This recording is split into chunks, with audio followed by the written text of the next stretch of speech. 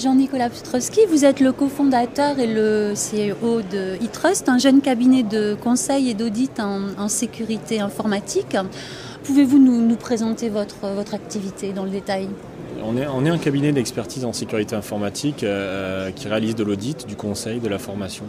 On travaille essentiellement aujourd'hui pour les grands comptes, mais on a tendance à vouloir privilégier l'approche des PME, évangéliser et leur proposer toute notre expertise et notre savoir-faire issu des grands comptes pour l'apporter à des problématiques qui sont différentes, qui sont celles des PME, qui sont très pragmatiques, sur des budgets qui sont plus petits, avec une agilité plus importante. Donc ça c'est la tendance qu'on a aujourd'hui. On a créé le cabinet il y a 4 ans, donc on entre dans notre 4e année sur Toulouse, ça se passe bien. D'accord. Vous êtes, j'imagine, très souvent sur le terrain. Quelle est votre vision de l'évolution de la cybercriminalité ? Quels sont aujourd'hui les risques majeurs pour les entreprises ? Alors les risques sont importants, mais il ne faut surtout pas tomber dans le discours de la peur. Nous on le vit tous les jours, donc on a des problématiques très concrètes de sociétés qui ont des problèmes de malveillance, que ce soit en interne, réalisés par des stagiaires, des salariés qui sont licenciés, qui sont sur le point de partir, un commercial qui part avec une base client, qui part avec un savoir-faire d'entreprise. Ça c'est du concret. Après en général on a des retours sur des problèmes importants en région et en France et en Europe, sur tout ce qui est cybercriminalité qui a tendance à se développer beaucoup. Alors on a différentes études qui le montrent, on participe beaucoup à tout ça nous aussi en termes d'études et de savoir comment ça se passe et d'où ça vient. Donc ça a tendance à vraiment exploser en ce moment, depuis quelques années.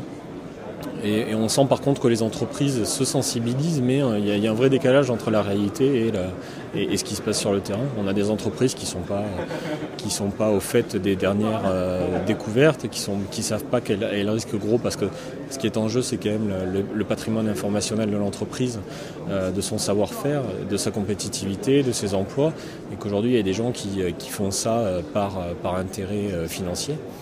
Et qui sont des quasi-professionnels. Oui. Les exemples que vous évoquiez montrent bien qu'il ne suffit pas d'avoir installé des dispositifs de sécurité pour être protégés.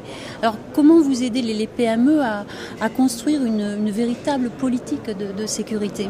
Ouais, politique sécurité, c'est un grand mot qui fait souvent peur, c'est des procédures, c'est toute une organisation, alors que pas du tout. C'est des choses accessibles à n'importe qui, si ce n'est qu'il faut que ce soit fait par des professionnels qui s'y connaissent et que ce soit bien encadré. Ce qui est important, c'est bien d'avoir cette vision globale, à contrario d'une société qui va vendre un firewall ou un antivirus, qui va évidemment apporter quelque chose. Ça va être très, très restreint. C'est pas avec un firewall qu'on va se protéger. Donc nous, notre démarche, c'est d'apporter cette vision globale, ces préconisations globales. Donc on ne vend pas de produits en particulier, au contraire on est indépendant et intègre, c'est-à-dire on n'a pas de partenariat privilégié avec des constructeurs ou des éditeurs.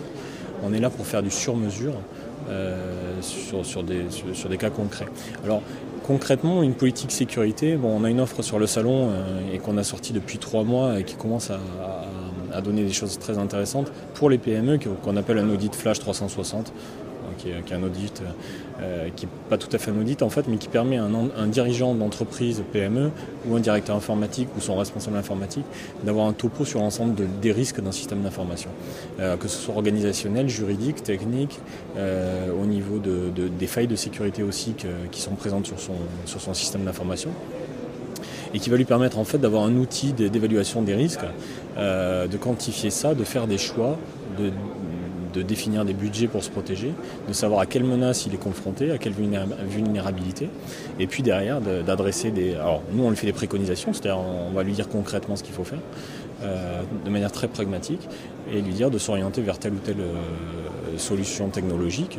Après il fait son choix de produit, mais surtout de lui dire attention, il n'y a pas qu'un firewall, il y a toute une procédure, des choses très simples, protéger son mot de passe, avoir un mot de passe sécurisé, protéger son compte, gérer les droits d'accès sur les répertoires, des choses qu'on voit nous tous les jours quand on a des entreprises qui ont des problèmes.